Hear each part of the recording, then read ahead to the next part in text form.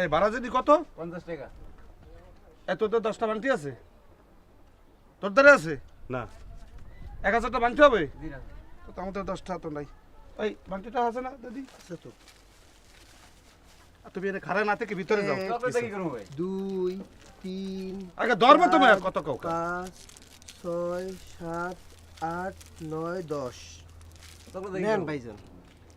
Chocolate দিয়ে কি হারবা? Sir এক দোকানে আমিও কিনতে গেছিলাম জিনিসপত্র, এখানে বাংটি টাকা নাই, আমার 10টা চকলেট দিয়ে বুঝিয়ে দিলে এটাই 10 টাকা।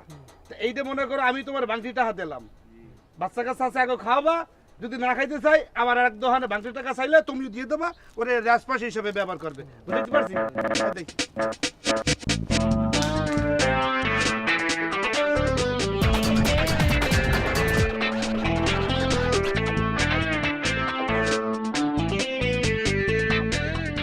মা থাইয়া তো টেনশন ওই খেলাধুলায় কথা কই দিয়া এতগুলো টাকা নেছে সুদে।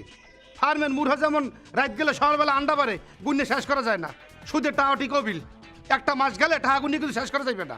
হ্যাঁ গেছে কোথায়? রিয়াজ কোথায়? রিয়াজ? রিয়াজ কে? রিয়াজ তো আমার স্বামী না, আপনি ওদেরকে জিজ্ঞেস করেন। ও আমনে আম দেখতে বেশ সুন্দর, টাকা নেওয়ার সময় মনে আসলে না? হ্যাঁ দোকানে গেলে জড়াই জড়ে উনুনু করে, হ্যাঁ চা খাওয়ায় বিস্কিট খাওয়ায় কত কিছু আদর করে। টাকাগুলো ওই ছাতাগুলা কোথায়? গেছে কোথায়? আকাশ কোথায়? আকাশ তো আমার জামাইয়ের নাম না, মাইকেল আমার জামাইয়ের নাম। কি বুঝলাম না, সব দি উল্টো পাল্টা লাগাই যাচ্ছে। হিসাব মিটার সব ঠিক আছে? হিসাবও ঠিক আছে, মক্কেলও ঠিক আছে।